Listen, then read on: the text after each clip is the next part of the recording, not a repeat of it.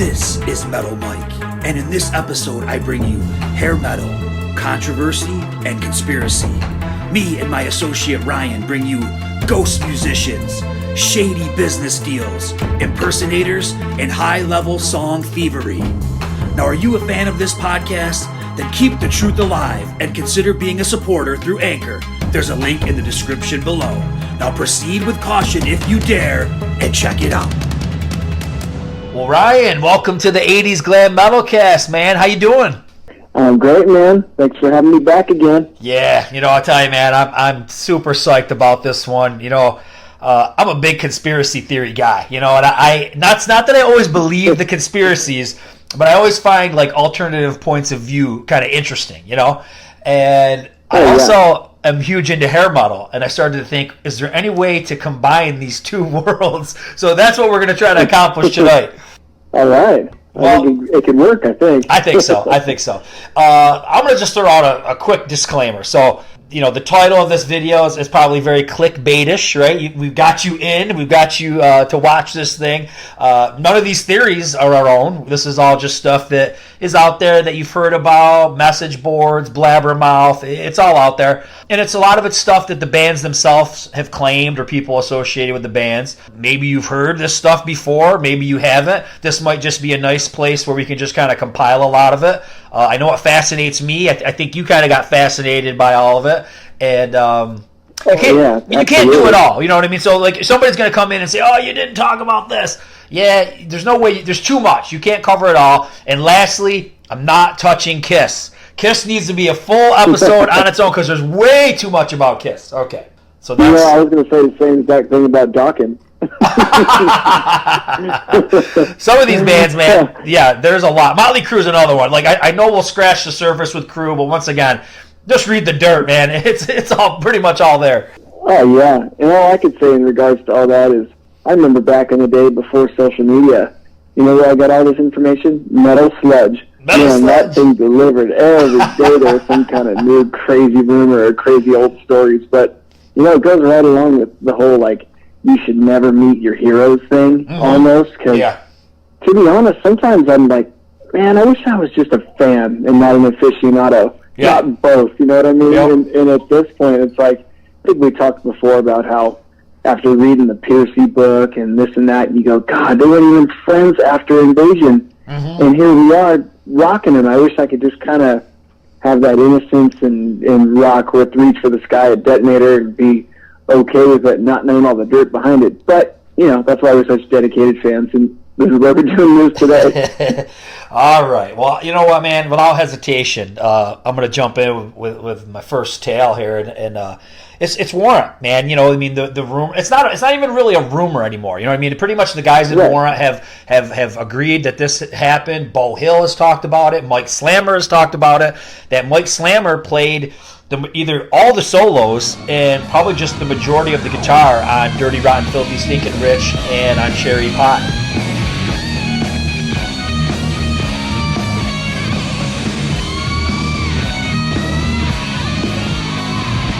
And that's pretty much out there. You can look it up and yourself and check it out. It kind of sounds like maybe the guys weren't really, or Bo wasn't really hearing it with what they were doing, and he brought in Slammer. Mm-hmm. Now, the crazy thing is, let me just read something that Slammer said. So he said, that was a long time ago, and I don't remember all the bands. But I did a lot of guitar work on the first two Warren albums. During those days, I did lots of session work for Bo. And some of it was as a ghost player, don't tell anyone. So that got me thinking, man. I'm like, okay, dude. All right, so we know the Mike Slammer thing with Warren. What else did this guy play on? So then what I started doing, I'm like a glam metal private investigator, right? So I start looking up every album that Bo Hill produced, okay? And I found something weird, man. So maybe this is one of my own little discoveries that I didn't find, on Blabbermouth or whatever else. Midnight Dynamite by Kix.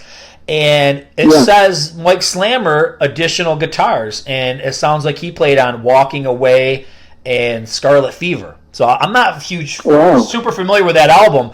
So this is just a few that you know about. What ones do we not know about that he played on? You know what I mean?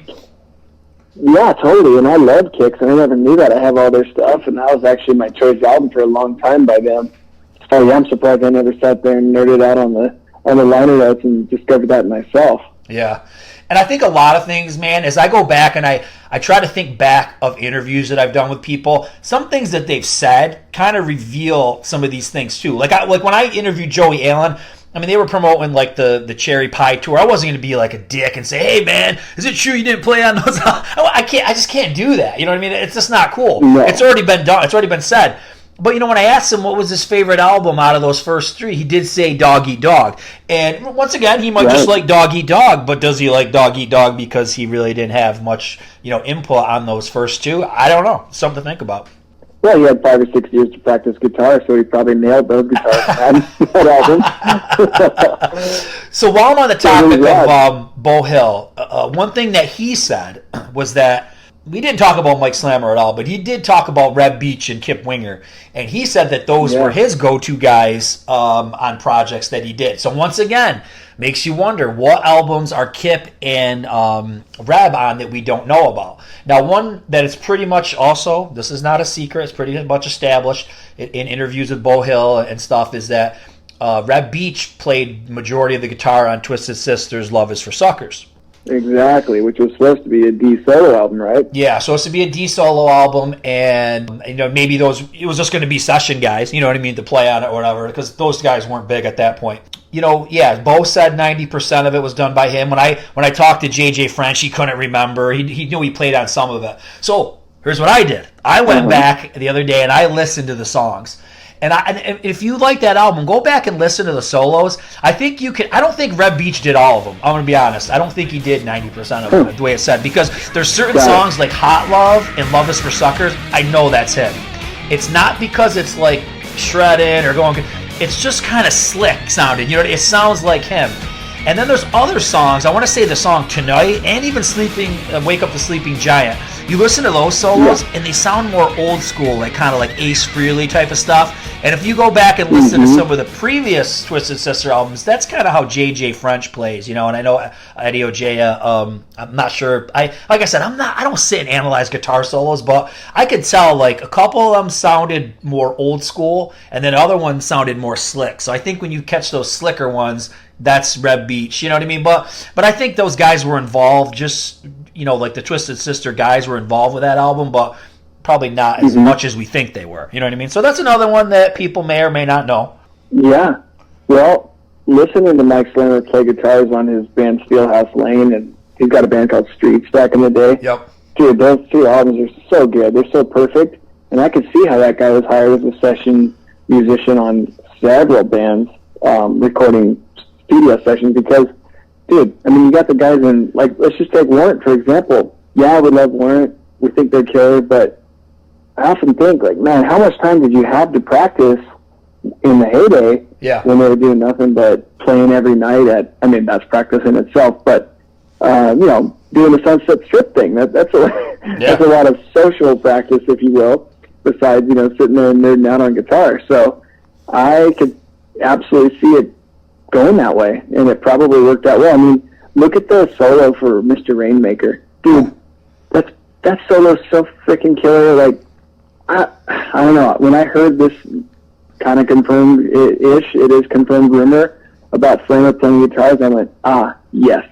Let's listen to Mr. Rainmaker. That guitar solo is tough, and it's awesome. So I could see it totally happening there. You know what else is a cool one that stands out to me? And I'm looking at this from a standpoint that Beau Hill is trying to get some hits here, is Sometimes She Cries, man. Yeah. That's pretty good for like a hit ballad type of thing. Yeah. So I think that's what he's looking for. He's looking for some real catchy melodic stuff. And I'm sure Joey Allen was competent. It's just that, at this point, Beau Hill is, he's been through the mill. He did Rat, he did all these other things. He's looking for some big hits. So you can't fault the guy.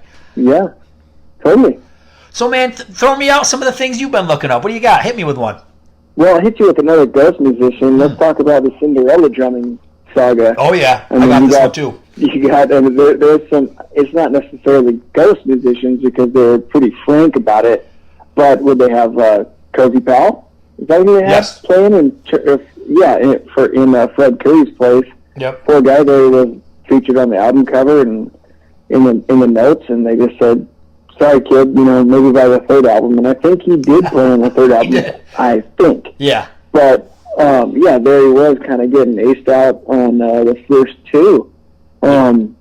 So that's another confusing one for fans. Fred Curry seemed pretty legit to me, but they just needed that certain sound. So there's another kind of ghost musician that I'm sure 10% of the fans out there know about. So I looked this one up, and this is a question. I don't even know where this is some kind of interview that somebody did with Long Cold Winter. No, they did the interview with Tom Kiefer. Okay. Oh no. Did Cozy Powell play drums on Long Cold Winter? Tom. He played most of the drums. Fred was new to the band. We had a session drummer on our first record, and Fred came in and did the tour. Fred was very young. He came back in to do Long Cold Winter. Andy didn't think he was quite there.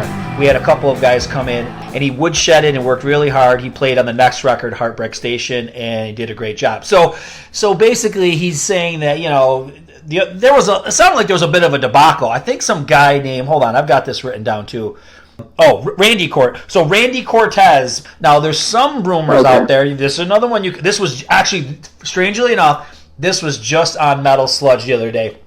Are there copies? Supposedly, there's copies of Randy Cortez's picture on the back. There's like little squares of the guys on the back of Night Songs. So the rumor is that there's Fred Curry's on the front, and then this Cortez guy is in one of the squares on the back of a limited run. But nobody can confirm this, so who knows if this is actually true or not.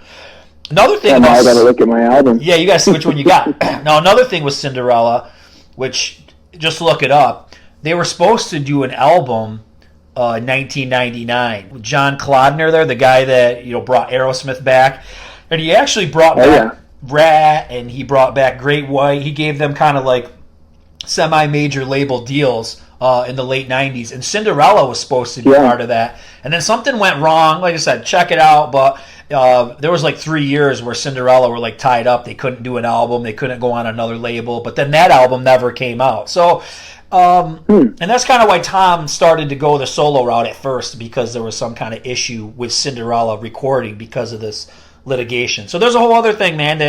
There was supposed to be a Cinderella album in 99, and it never happened. Damn. That'd have been cool. Yeah, it would have been, right? Yeah, I'll hit you with one that I'm sure you're wildly aware of, and that's the two Dio guitarists exiting. So talk about Vivian leaving Dio and Whitesnake, and then Craig Goldie, in his interview with you, he left us as a cliffhanger with why he left Dio in the first place. Right. And he promised to fill you in at some point, and man, I've listened to that interview twice. Actually, left me on the edge of my seat because I was dying to know what happened, because they were boys after that, and he loved him. And so the Goldie thing is one, but Vivian leaving Dio is pretty public in terms of the disdain felt between the two. In fact, there's that Dio interview from mid 2000s era when he was asked about Vivian Campbell, and he still had nothing good to say about him. So that's a real weird one. And then the whole Whitesnake exit too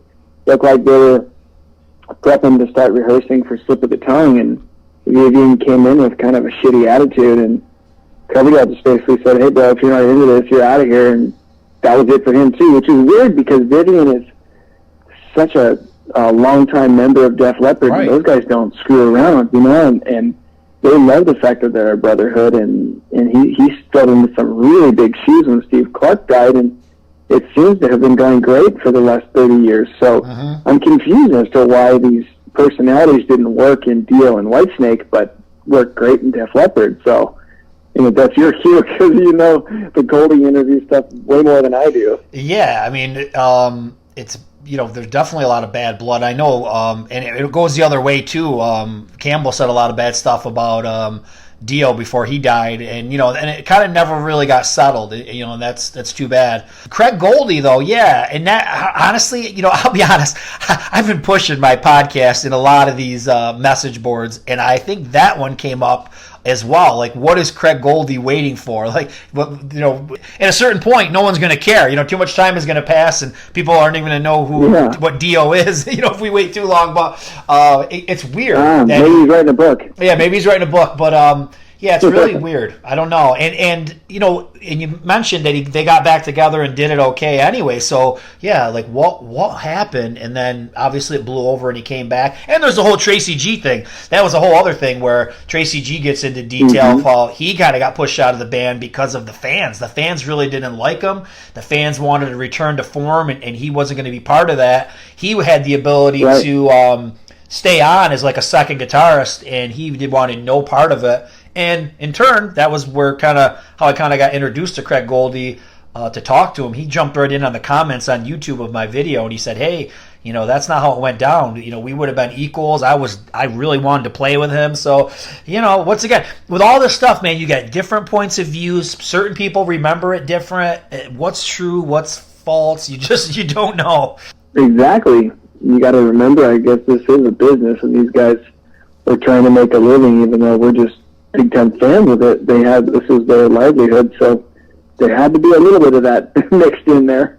So let's talk about some controversy that surrounds the Pretty Boy Floyd Leather Boys with Electric Toys album. So yeah, this one runs deep. This is some thick drama here. This is crazy. So somebody told me that none of these guys played. None of the guys from this is how rumors start. None of the guys that are in Pretty Boy Floyd played on that album. Right? It was all session people. I'm like, bullshit. I know Steve Summers' voice. I know that's him. So when I had an interview with Howard Benson, I kind of just tiptoed around it, and I was like, hey, do you remember there being any other guys involved? And he said that Vinny Chaz did not play bass on the album. Whatever it was, he just wasn't caught in it, and they brought somebody else in. They did bring somebody in to do all the background vocals, which is not uncommon. That happens a lot. But Steve's and Christy Majors and the drummer, is it Christy Crash or whatever his name is, Kerry Kay, and I can't never remember his name, but they said all those guys were there and everybody played on it. So that's just this mild controversy. The biggest controversy is that original guitar player Ariel Styles wrote all the songs. Now, I had been trying to find him. I don't think that's ever happening, but I tried to. So I've been trying for years to get Christy Majors, and I finally got him. And I never came out and said, once again, maybe I need to be more ballsy in these interviews, but I never came out and said, hey, did you write all those songs? But in the conversation, he alluded to when we wrote those songs. I know that's said. Go back and listen to it. I know he said when we wrote that, we were young guys, and now here we are still playing it. We're older. So the vibe that I was getting is that he wrote those songs. And in turn, he's told me that he's written everything that's after it. Like the Public Enemy's album, he wrote the whole album. And there's a new Pretty Boy Floyd album that he wrote the whole album. It just hasn't been released yet. So to me, he is the primary songwriter. Now, you go back and you can find interviews with Ariel Styles. And I did find some, and I read over them. Just search Ariel Styles, Pretty Boy Floyd. You'll find them. They're all out on the internet. And he basically said that they stole pretty much all his songs, and he received no credit for them. And remember I asked you, I go, hey, I don't have my original Pretty Boy Floyd album anymore. Do you see songwriting credits? And you could not find any songwriting credits on there, right? No, I have the original record, the vinyl record, and I went searching for it, and I found it, and I looked for you, and actually there is just a plastic sleeve for the record, and they don't have the regular, paper liner notes with the lyrics behind it and everything. And on the back, there's, a million thank yous and credits, and there is no mention of them at all. Right. So then I went back to an interview that I did with Mike Hannon of Salty Dog. Now, he played in the band Doll.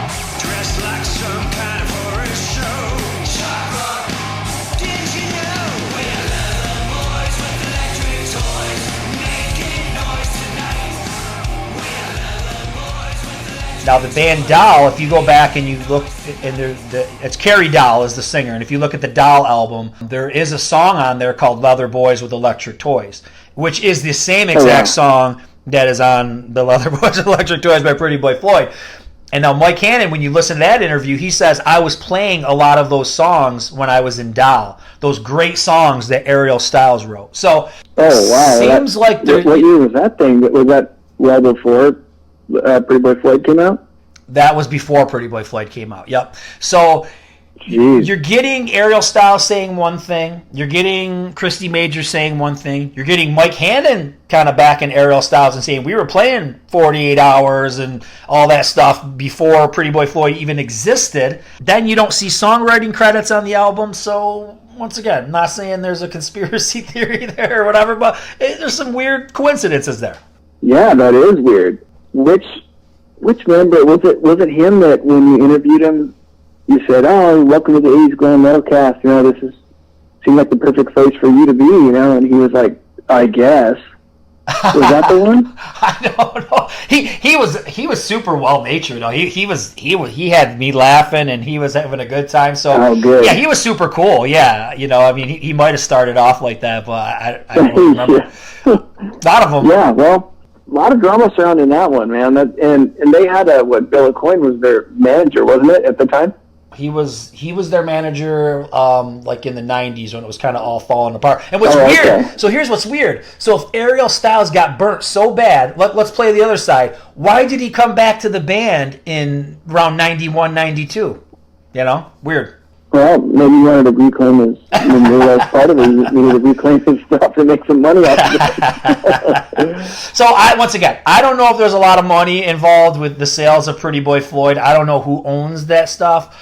You definitely see Steve Summers peddling a lot of reprints of this stuff. So, who owns the rights? I don't know. So, you know, is there money that he got screwed out of?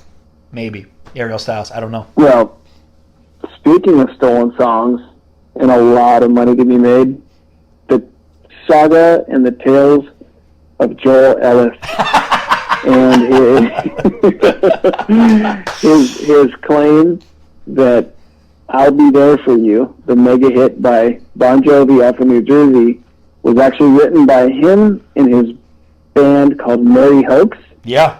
And I read about it recently, and I heard about this years ago, and he'd come after him pretty hard, I think. But the story goes, his band was recording, and obviously they were just doing rough demos, and they had a cassette tape, and the cassette had "I'll Be There For You" on it. And so Joel and his bandmates went down to the Rainbow, and they like to test their material out by asking the guys there to play it over the sound system to see how the crowd reacts. And which, funny enough, that was Bon Jovi's, I think they called it the pizza parlor test, to take their new songs to the local pizza parlor back in the day and play it and watch the kids and see what songs they react to. So this is probably pretty convenient for Ellis to be telling that story. But he took it down there, and there sat, you know, a few rock stars, Sam Kinison and these guys, and they're playing it, and it was a connection between the Bon Jovi guys, someone who managed him, I believe, and the group, and they said, "Oh man, that's a great song. Let me take this cassette back to my boys in the Bon Jovi camp and see what we could do for you guys." Well, next thing you know, the cassette disappears. Joel Ellis never hears from this guy again, and Bon Jovi releases the huge hit, "I'll Be There For You." Now, I would tend to believe a story like this if it wasn't coming from Joel. And after listening to like your interview and reading some of his stuff that he's doing these days, yes, I love Captain Boots. Yes, I love Heavy Bones. Joel Ellis has a fantastic voice, but the dude is out there, I think. You know, yeah. I just there's something going on with that guy, and so it's hard for me to believe this one. I can see this happening because there are other kind of semi-documented stuff, like Ted Poley was in the band Prophet, and he claims that John Bon Jovi stole "Wanted Dead or Alive" from a Prophet song off the first album called "Slow Down." And it's similar. The guitar part is very similar to the acoustic intro to "Dead or Alive" within that song. It's called "Slow Down." It's a good song, but you know, there's a lot of songs out there that are similar to one another. So this one is different in terms of what Joel said, because he says he just straight up took the song from him, never to be found again. But I don't know. I guess it'll be settled in court. Yeah, and the thing with Joel, like you said, Yeah, I mean, he doesn't have a lot of great things to say about some people in the past. I don't know if he remembers it the right way. But there was one part of the story that I read, and once again, I think this is him talking about it, but he said he knew somebody, he had a girlfriend or knew some girl that was associated with the Bon Jovi camp, and they would just sit they would sit by a piano, and they would listen to all these demos, and then they would just take little parts that they liked, and then they would make them their own. I don't know, man. I can't imagine that they had trouble writing songs. If anybody, they would get Desmond Child to help them write a song. So part of me just seems like this is complete bullshit. But then again, with Ted Poley, like I said, Ted Poley's more of a credible source than Joel. But who knows, man? You know, there could, once again, with all these stories that we're going to go over, there could be a shred of truth somewhere in there. You know what I mean? Where do these stories come from? They have to come from something. I mean, or unless they're total bullshit. I don't know. But, you know, why that song? Absolutely. Why that song? Why would he say that song they stole from him? You know, I don't know. Exactly. On the subject of Bon Jovi, this is all pretty much widely known, is that after 7800 Fahrenheit, Alec Von Such didn't play on bass on any Bon Jovi albums. I mean, this is stories that are out there. Just search it. Search interviews with Hugh McDonald. He said he played the majority of the bass on every album after 7800 Fahrenheit. What's up with that? You know what I mean? And I don't want to shit on the guy because he's passed away, Alec Von Such, but what's up with that? You know what I mean? Why? Why was he still in the band if he wasn't cutting it on the bass? I don't know. Agreed. Yeah, I had read about that years ago, and I know he was kind of like their hired gun, little secret weapon, but I assumed he was just like a helpful studio guy that coached Alec along the way or something, not to this extent. But I mean, I can see it. Like, you remember there was a Behind the Music with Bon Jovi back in the day, and they asked him about Alec John Such, and this was like, man, it was probably in like the year 2000, 2001. And even at that point, he goes, you know, they go, oh yeah, have you talked to him lately? He goes, you know what? I haven't talked to him, but I think about him a lot. And that was the extent of it. Like, oh, you think about him a lot? You're playing in the band with this guy for 20 years, and you guys were extremely successful, and you haven't talked to him, but you think about him a lot? Now, there's probably something else going on there. There was some kind of controversy, or maybe they realized, we don't need you. You can't play bass anyway. Who knows? But, you know, there's got to, I definitely see the truth in that one. Yeah. You talked about stealing songs. Poison has actually gotten sued and lost in a few instances. So, you know, somebody, once again, you know, this is the beauty of the internet, man. There's so much, like back in the day when we were kids, we didn't know this stuff, you know what I mean? I didn't know who Easy Action was, you know what I mean? So, I'm a kid getting into glam metal in 1986, so I think I Want Action is a great song. And then, you know, you go listen to We Go Rocking by Easy Action with my boy Key Marcello and Zinny Zan, and it is the same exact chorus.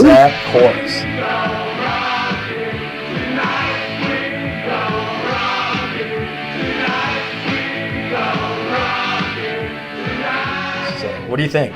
Oh my God, it couldn't be any more exact. Like, it was thievery. And I had no idea about this whole debacle until a few years ago, and I went, I better check this out, because I had heard of Easy Action, and they had, you know, the Key Marcello and members of Shotgun Messiah and whatnot, and I clicked it on the video, and I went, oh my God, that's about as blatant as, same thing happened with Huey Lewis, with I Want a New Drug and the Ghostbusters song.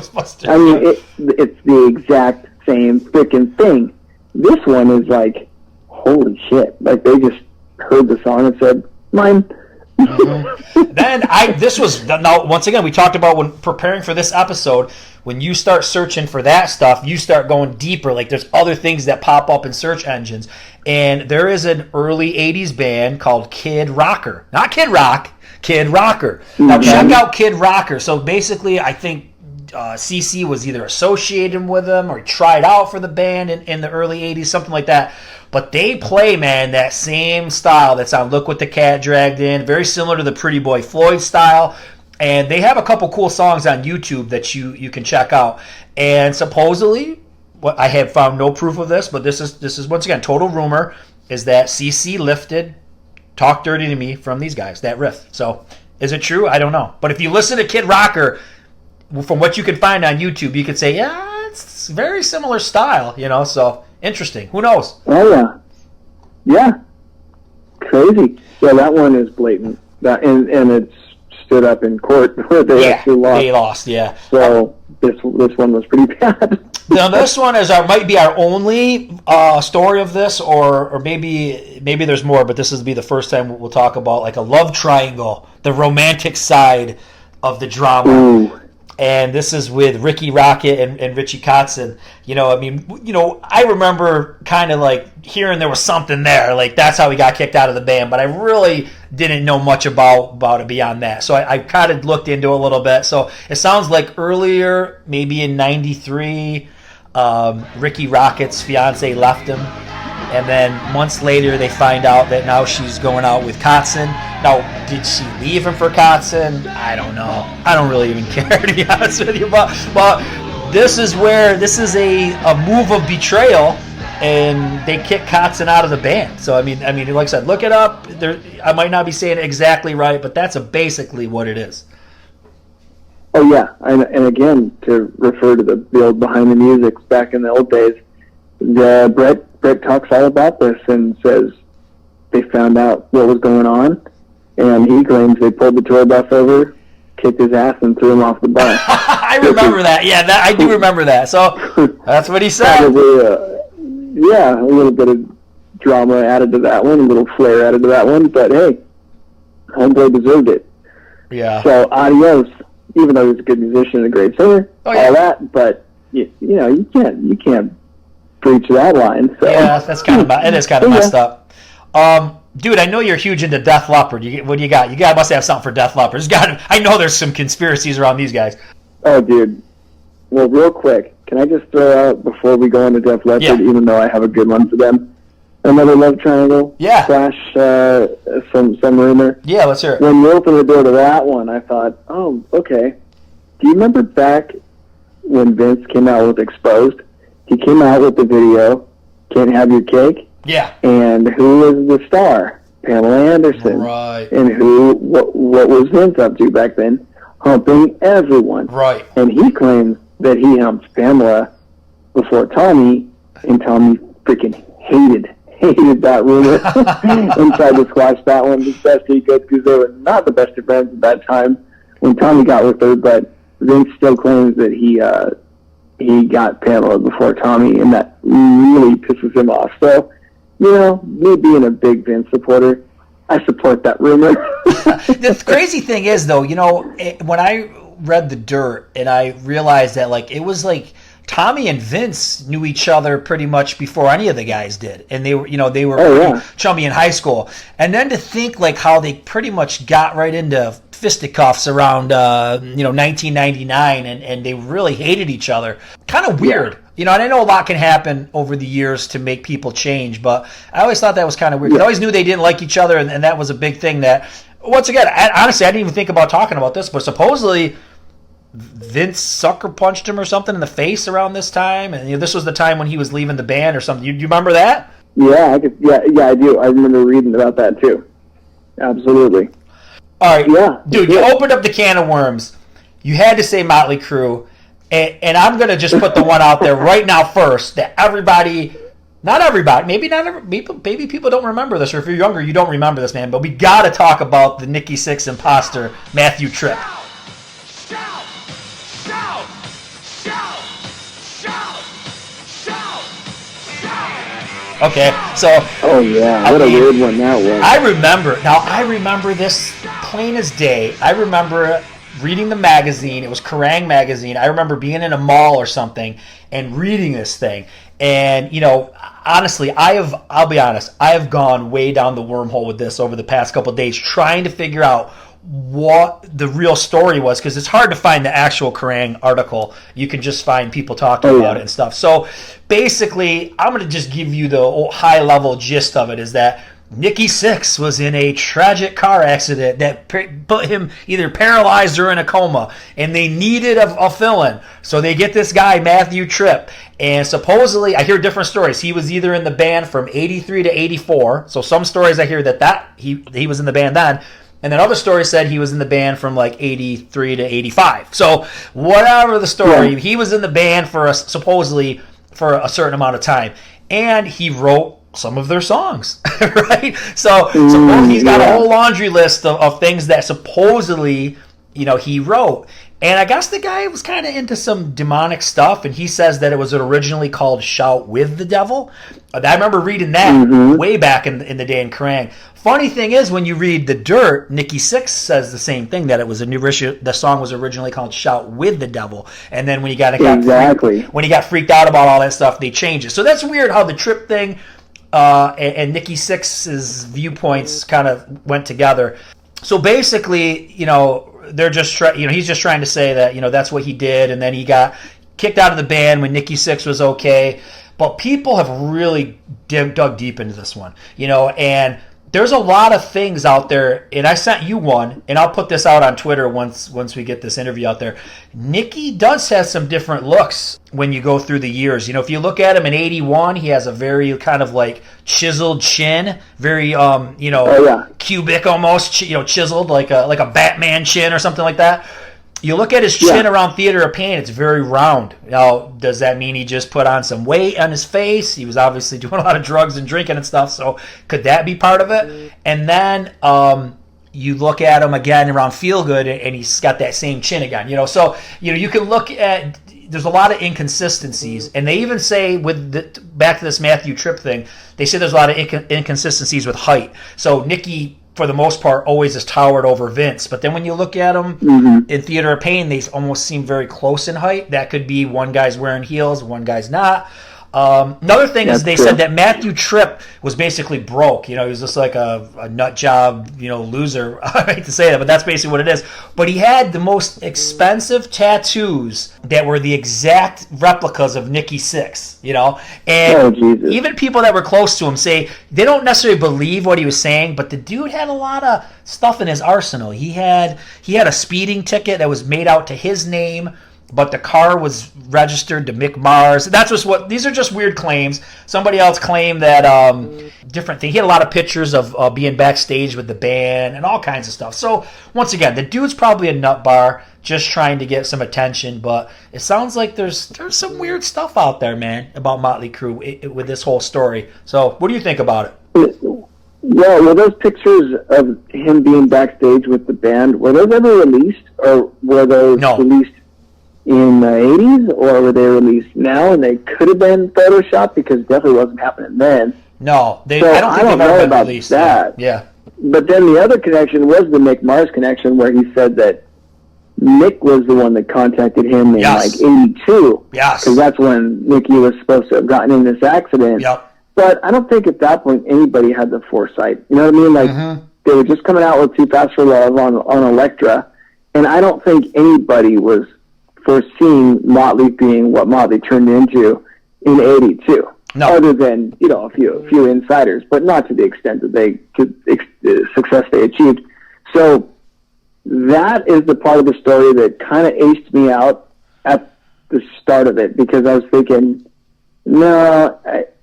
if Nick recruited him in 82, there's no way that anybody would have thought that this needed to happen. They would have just disbanded. Yeah. Now, if this happened in 85 and it was like a Vince situation where let's say Vince was in jail for years, that would have been the end of the Crue, or they would have done a Vince version of the story. You know what I mean? Like, that I could maybe see. But at this point in time, it didn't happen for 4 or 5 years, but I do get what you're saying in terms of Nicky's look, because he went from his puppy dog face in 81 to that, but he had the square jaw, to that real chiseled look in 89, 90. But, like we talked about, I always attributed that to just getting off the dope and shedding the baby fat and running every day and doing sit-ups and everything they were doing. So, yeah, Nicky looked great at that point, but I attributed that to just a healthier lifestyle. So I think this guy is probably full of shit. Yeah. And like I said, once again, if this is something that you remember checking out in 88 when it came out in Kerrang, and you want to revisit the story, there's all kinds of crazy talking stuff, and there's so many articles that I found of people supposedly that worked for Doc McGee's office, coming out with oh yeah, we saw his name on contracts and stuff. I said maybe this guy, it could be one of those things, man, where there's this one little thing, like he did this one little thing with Motley Crue, and then he blew it up into something crazy, or he never did anything, and it was just trying to get some notoriety. But once again, it's an interesting tale. It makes for good conspiracy crew conspiracy. That should be, maybe they can do a book, but it makes for good fun. That's it, exactly.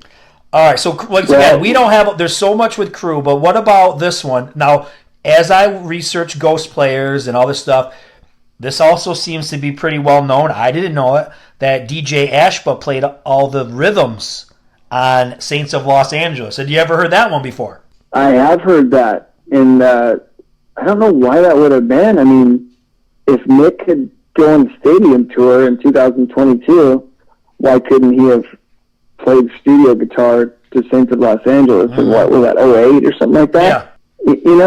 I wonder, but maybe he was really kind of just getting back in the swing of things. They did kind of dig him up out of the trenches of his deep, dark home to get him back in the band when they kind of reunited.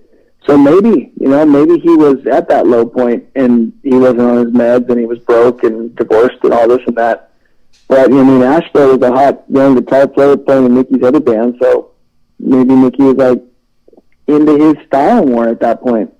How about this whole Sebastian Bach being offered the role in Motley Crue? So, I know that Steven Churro tried out. He confirmed that in an interview. Mark Torian, I think that's the way you're supposed to say it, but I've always said Torian. He says that he did, so that's been out there, or at least there was talks. Whether he tried out, he was definitely being considered. But the one that Motley Crue denies to this day is that Sebastian Bach was offered the role. And Sebastian says, and I've never read his book, so I don't know, you haven't probably either, because you're not the biggest fan. But he says he can, and once again, maybe he does this in his book. I should read the book so I know what the hell I'm talking about. But he says he can detail this right down. He remembers the sandwich that Tommy Lee was eating when he got offered the job. He knows every detail. This does not seem far-fetched to me, though. What do you think? This one, I don't know, David. Skid Row is at their peak at this point. I don't see it happening, dude. I don't know why anybody would lie about this. I mean, they were both humongous at that point. I don't know, man. This is one of those where it's hard for me to believe, but at the same time, why would both camps lie about it? Right. Just, you know what I mean? Yeah. So this one I've always just been pretty much just confused by. I don't know what the hell had been going on there, but Sebastian was getting a little bit unhappy, as you could tell with what unfolded 3 years later. Yep. But I mean, 92, dude, Skid Row had a #1 album at that point. I don't see it. I don't see him leaving other than the fact that he was an incredible fanboy because he was in his teens in the heyday. And, he was in his teens during the time Motley was humongous, and maybe it was his dream to be in that band. You know what I mean? So, who knows? Maybe he felt that he'd had the success he could achieve in Skid Row, and he wanted to move on to his heroes and be in that band. But, dude, I don't know. This is a tough one for me to believe, from both camps. Well, I look at it this way. On that one. I look at it this way. I don't think, and I think the decision, I'm assuming what he's saying is that, everybody was telling him he has a better shot in Skid Row because they were so big at the time.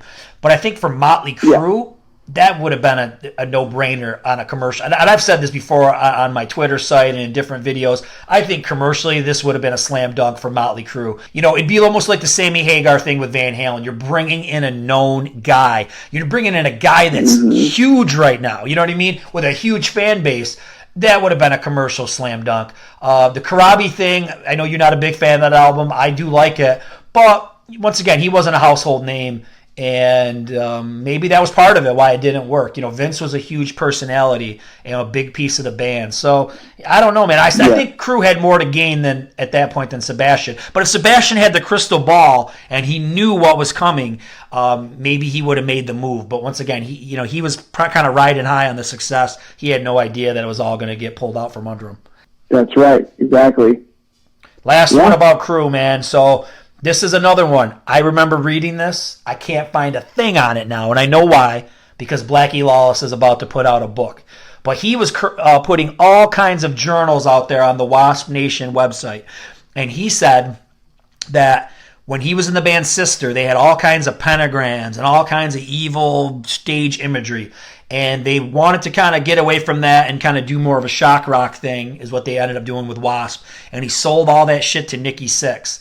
And Blackie says that, that whatever was going on, it's just bad stuff, and he didn't want any part of that stuff anymore. And he feels that with Motley Crue kind of putting that out there the way they did, that opened up some kind of darkness, and that has always plagued that band for their whole career. Interesting point of view. That's all I'm going to say. Interesting point of view. That is weird. I remember Nikki, as part of the Dirt, him talking about the pentagram stuff going on, and silverware sticking to the ceiling. Yes, very freaky. Very freaky. Yes, scary stuff like that. Maybe I either forgot about or missed the part where he picked it all up from Blackie, but you don't mess around with that kind of stuff, man. No way, man. No way. All right. That's the real deal. Let's get into Leppard. I got one little tiny thing but you're the man. What's so controversial about Def Leppard? What do they got? Oh, dude. To me, Def Leppard is like such a class act band. They're like AC/DC, man. They're like, they're private, but they're good guys. But one thing, and this is completely opinion, this is going to either piss people off or spread a rumor, but I'm not trying to do either. This has just strictly been my opinion for years, and that is, so they had Pete Willis on guitar from their inception through the recording of Pyromania, and I believe Phil Collins came in and recorded the solo in Photograph and some other guitar parts. But it was in the recording sessions for the massive Pyromania that they decided to part ways with Pete Willis. And it pissed a lot of old-time fans off because he was responsible, along with Steve Clark, for the riffs on the first album, On Through the Night, and then High and Dry, which is regarded as, one of the classic hard rock Def Leppard albums before they became a little bit more polished. So in '82, during the recording sessions, they decided that they would dump Pete and bring Phil Collins in, who they'd known from the band Girl for years. And let's face it, Phil was a much better looking guy. He got along with the band very, very well, and he played great. And I think, and this is like, again, I'm just saying my opinion, I think they kicked Pete out because he didn't have the look. I think they had a feeling that Def Leppard was about to pop and be enormous. They had success with High and Dry, and they probably saw the writing on the wall with Pyromania and thought, okay, let's throw out that they're going to have a Michael Jackson hard rock album with 6 or 7 singles, and they're going to be humongous, and they started off playing theaters on that tour and ended up at Joe Robbie Stadium in San Diego, headlining with Crocus and I think Motley actually opening. And, they were obviously huge. And I really do think that they took a look at Pete and thought, nope, we're going to gain that much more success with a good-looking dude that can play the shit out of a guitar like Phil, and they brought him in for that reason. Now, here's the thing. No one ever has to say the truth in Def Leppard. Correct. Because they could stick to their story of, he drank too much. He was falling down drunk coming into the studio, which is probably true, but I'm sure the element of him not having the look probably assisted in that, and they said, perfect. This is our opportunity. So, I don't know, man. There's probably some people out there that agree, and there's probably some people out there that call me a big asshole for thinking that and saying that. But, hey, no one's ever got to say the truth, but might be there. That's my, one big conspiracy when it comes to this. Maybe. And it's funny, as soon as you started talking about this Pete Willis and everything. I remember I watched that cheesy movie that was on VH1. Remember they was and actually it wasn't really bad, but I do remember that, like, that was the story in there, that he was just an alcoholic and it was basically, affecting the band, and that's why he got put out. So, but hey, like I said, that might have gave that extra push. Like, hey, this dude's a lot cooler. He's got a better look. He's not drunk 24/7. Let's get this guy out of here. Who the hell knows, man? You don't know. Yeah, exactly. The only thing that I was finding on Def Leppard was how they had basically an issue with Universal Records, and I don't think they're alone with doing this or having issues. But basically, I was reading how they were kind of pissed off because they didn't think we're getting the right cut from Universal. So they basically bootlegged or re-recorded their own songs, basically, like, just so they could get a little piece of the pie, because they weren't getting anything from, like, the digital platforms. And that's why, like, they re-recorded a lot of their hits so they could basically cash in and get some cash. You ever heard that one before? I haven't, but they were holdouts for a long time on Spotify. They were one of the last huge bands to be on there, and it was only a couple years ago that they decided to put their entire catalog on there. And I mean, it made me happy, but I know it doesn't make any artist too much money. But I had never heard that. Yeah, look that one up, and if you notice, a lot of bands have done the same thing. Kiss had done that, re-recorded a lot of their classic songs, and then when you notice, Twisted Sister did it as well. They redid "We're Not Gonna Take It," and the big thing was having songs in Guitar Hero. And I always noticed that, like, when my kids played Guitar Hero, 9 times out of 10, it was a re-recorded version of the song. Alice Cooper redid "I'm 18."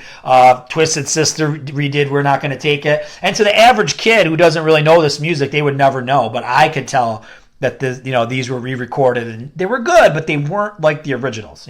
So money thing, man. It comes down to money. I remember Dee talking about that in some interviews. I think it was with Eddie Trunk, actually, about how he, no matter what, was going to keep the rights to his songs, even through the low times in the 90s when he was back doing a 9-to-5 job and they were having a hard time making ends meet.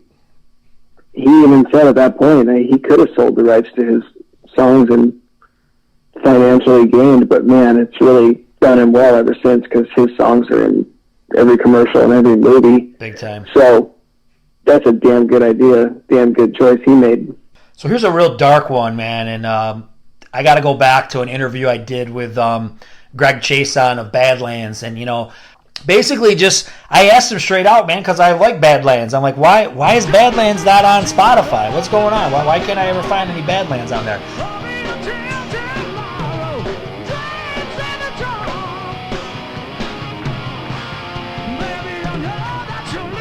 And he's like, man, I don't know. We went against the grain. We pissed off Atlantic Records, and they're just holding it against us up to this day. So I'm like, okay, cool, man. Sure, sounds good. So, and then I put the interview out. That story hits headlines, and then all of a sudden, everybody's in the comments saying, no, man. When Ray Gillen had AIDS, he deliberately infected others, and all these families have lawsuits against his estate and Atlantic Records, and I'm just like, what the hell? I mean, I didn't know that, you know what I mean? And then once you go down that wormhole, go to any message board. This was just on the message boards on Metal Sludge. It's out there, man. This story won't go away. What do you think? Dude.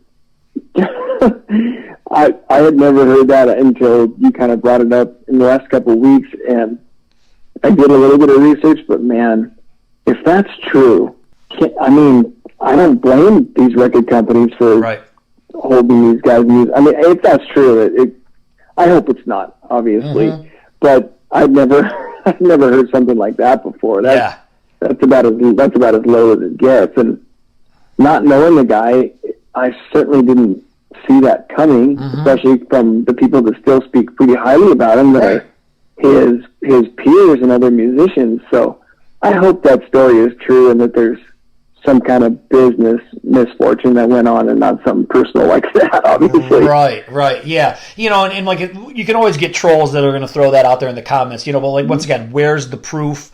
I guess when they put it out on Rock Candy Records, they re-release a lot of albums. It got halted up for this reason, supposedly. But to me, even after all these years, let's just say that is true. Once again, who knows? I have no idea. What benefit is there to not have the music out there? Because A, there are other musicians and writers involved, and B, why can't that money be put toward a charity or something? Like, to me, like, what good is this music doing? Just doing nothing. Michael Jackson's music's still out there. All these, once again, there's a lot of allegations against him, but his music's still out there. So I don't know, man. Yeah. It's kind of a head scratcher. Yeah, that is a very bad one. That's a pretty crappy rumor to have about you. Yeah. It's just a rumor. All right, so this is my last one I got. And once again, a lot of these things come to light during this internet age that we're in. When I was a kid, I had no idea. So I was looking at these pictures. I was looking up Striper. I don't know, maybe I was trying to get pictures for a thumbnail or something I did. And I see this dude in the band back in '86, like back then they had like the set costumes. Like Tim Gaines was the race car driver, and Oz Fox was the timekeeper, and I don't even know what the other guys were, but whatever. They were wearing yellow and black. It was all working. But there's this dude, and it ain't Tim Gaines, right? So I'm like, what the heck is this? And for a short period, he was replaced by Matt Hurek. Okay, don't know. The dude got replaced, and I guess another guy was a session player that played on the album. I guess in Michael Sweet's book, Tim Gaines just didn't have the right vibe for this album.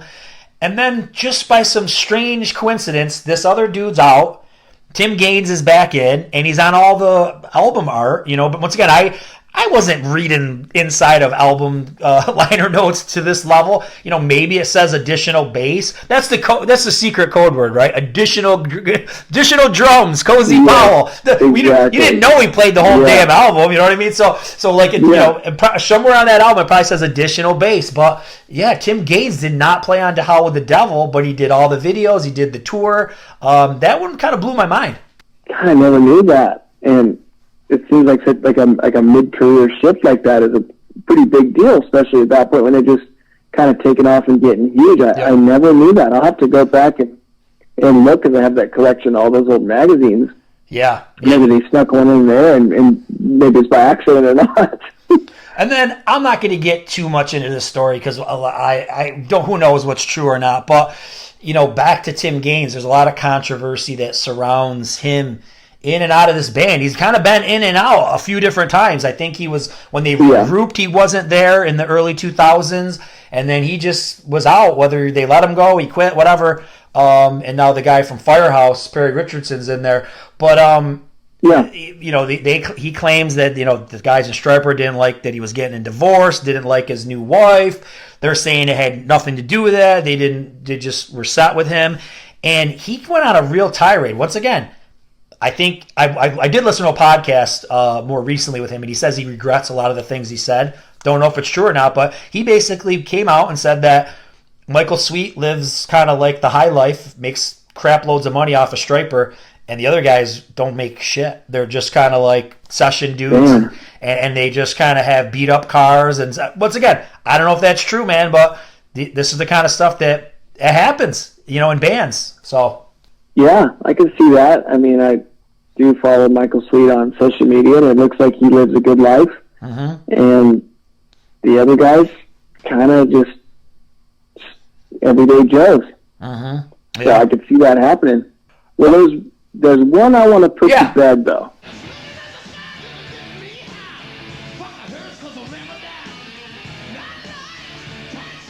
There's one big one that I want to put to bed, and that is the Bon Scott writing lyrics for Back in Black. Okay, what do you got? I've never bought that rumor, because being, you're not going to touch on Kiss, and this is as much as I'm going to touch on my boys in AC/DC, but as big of a fan as I am, and knowing both singers' songwriting styles and what their lyrics say and mean, I never picked up on that, because Back in Black was different in every aspect than any Bon Scott AC/DC album. So I never picked up on that. There was the rumor that Bon had said he'd come up with lyrics to "You Shook Me All Night Long," and it was the girlfriend of Bon Scott at the time that claimed that one of the things that he says in the song is she had the sightless eyes is something that Bon would have said, and she witnessed him writing it down. Now, that song, I don't think so. I think this is all Brian Johnson lyrics, and the only one is the title of Rock and Roll Ain't Noise Pollution, which Bon came up with, and the boys kept, and they used that as a song title, and that's it. And then Brian Johnson just put out his memoir, and it's a really cool book. I picked it up already, and in the book, Brian says, I want to put this to bed. I want to squash it. I respect the shit out of Bon Scott.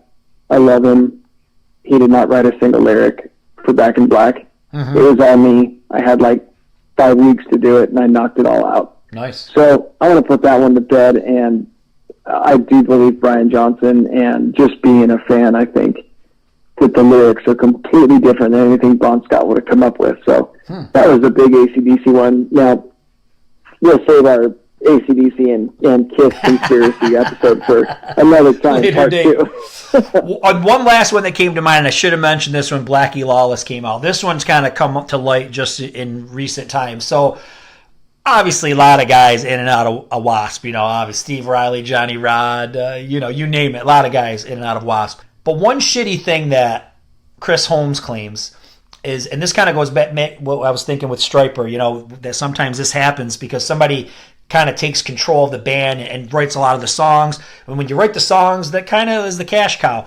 But Chris says, and I think if you look at some of the earlier albums, he has a few songwriting credits here or there. But when you look at the way the contract's set up, this is what Chris Holmes is stating, Blackie's saying no, that Chris Holmes is listed as a session player. He is not listed as a band member. He's not listed as a writer.